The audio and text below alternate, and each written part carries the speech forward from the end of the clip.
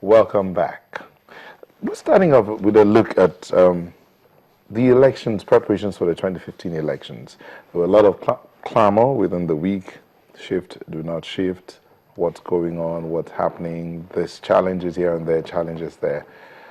There was a meeting of the Council of States, the National Council of States, and amongst the decisions that were taken was that the election should hold as planned, based on a report delivered by INEC to the entire council. Was that decision right? That's what we're looking at today. Now, while the members of the People's Democratic Party continue to clamor for a postponement, the All Progressives Congress strongly insisted that the electoral body and the elections should go on as planned. It is believed that INEC has a chance and is indeed determined to organize credible polls next week and thereafter. With a decision by the Council of State, sign the Nigerians are ready to sacrifice. How much are they ready to sacrifice? Well, that's what we want to find out today. And we have in the studio Mr. Lai Mohammed, National Publicity Secretary of the All Progressives Congress. Thank you for coming. Thank you. Also here is Olashukwu Ojo, a legal practitioner. Thank you. Good morning. Thank you. We're still expecting Adeshe Ogunlewe, a member of the People's Democratic Party. We hope he'll join us in the course of the discussion. Hello. I thought you wanted to fire the first salvo. I will do. I will do. Let me start with Alhaji Lai Mohammed. When the news broke on Thursday evening about the decision of the Council of States, what were your thoughts? Well, our thoughts in APC in particular was that the people of Nigeria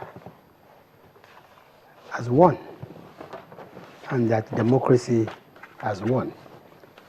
But as of today, it will appear that we celebrated a bit early, given the fact that as we are speaking today, the INEC chairman has invited all chairmen and secretaries of all political parties and some other stakeholders for a briefing, and he's also going to meet the resident electoral commissioners later in the afternoon.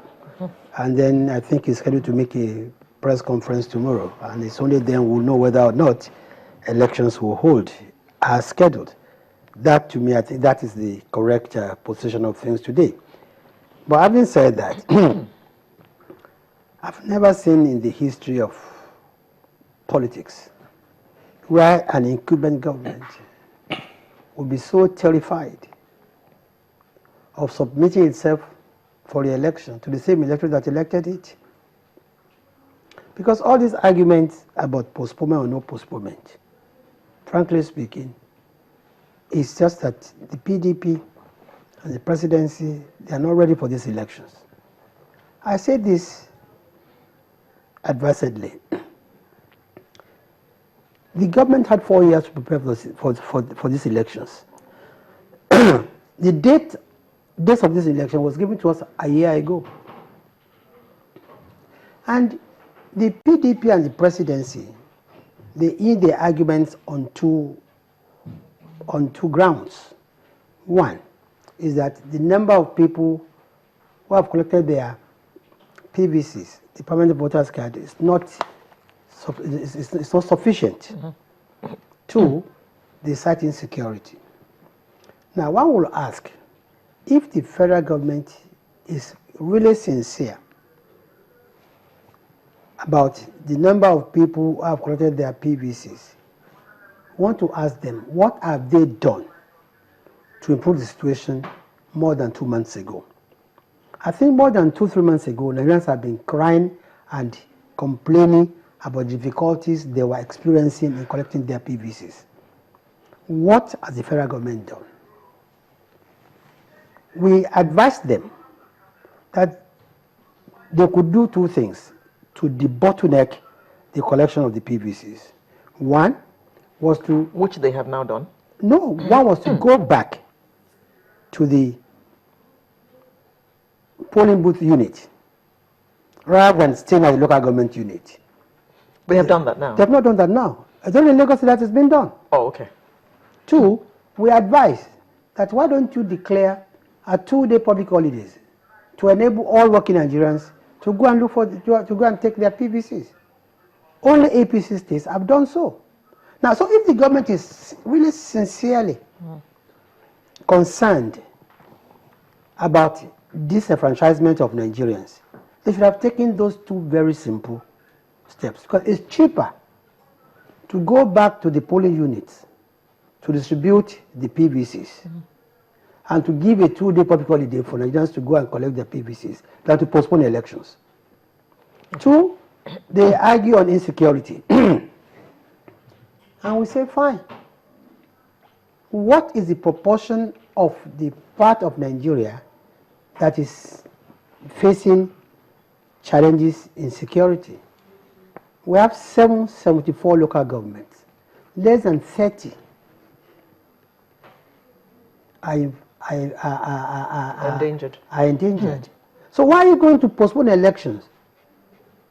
Because 30 of 774 local governments are involved. No, so I think, like I said at the beginning, clearly this government has failed Nigerians. Nigeria will also fail them at the ballot, and that is why they are looking for excuses to postpone the elections. Okay, Mr. Ojo, do you not find it, should I say, amazing that before the council meeting, when all the talk about postponement started, INEC was firm in saying that they were ready for these elections. And then after the Council of States announced that they had agreed not to shift the elections, INEC is calling a meeting to now determine whether they're going to agree to a shift or not. Well, I'm not amazed. Because when this clamor for postponement started, I could read in between the lines. For the National Legal Advisor to go all the way outside the country and begin the argument out there, I know before he would do that, they will have tried everything possible. You found it suspicious? It's very suspicious. They will have tried everything humanly possible to compel INEC, or to influence them, or to make them do their bid. So the insistence by INEC, notwithstanding all the clamor, that they were ready, is in the right direction. Because this thing is not about postponement or not postponement. It's about confidence.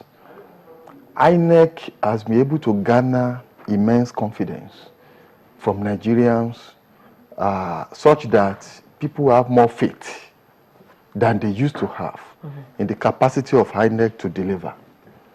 So when all this clamor started, I really support the position of INEC, based on his own preparation and his own projections. INEC was very sure that this thing will proceed with the election.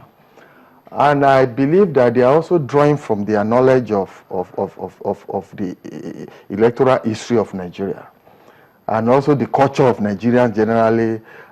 This fire brigade approach is also the culture of government in Nigeria. So most Nigerians will wait until the last day before they begin to scramble. So when INEC says, sorry, we are not postponing, I knew that that was the best strategy, because it would now ginger people. They said they are not postponing. Everybody, they will run to their centers, begin to do. And I think that strategy has worked. But it is still working. Now, that still does not mean INEC may not postpone. It will have been very, very wrong for INEC right from the beginning to consider they were going to postpone. Otherwise, some people will still wait until the next postponement is going to come. I'm not saying INEC is going to postpone, but I know that in all these things, something is very clear, that Nigerians don't want any postponement to be based on suggestion by any political party, because they don't trust them. And I can assure you, if Professor Jega, after all his consultation, comes and informs Nigerians with reasons, genuine reasons, backed with statistics and figures, that in this circumstance, we in INEC we believe we need to postpone this election, it will justify, it will tell us if for how many days or for weeks. But I can assure you it will not be for 3 months that the other people were clamoring for. So if INEC is now doing this, I think they are still in the right direction. I think they are in the right direction. They are following their law, and it is very clear that under the law, it is only INEC that can decide whether to postpone or not the president, not any party, not anybody.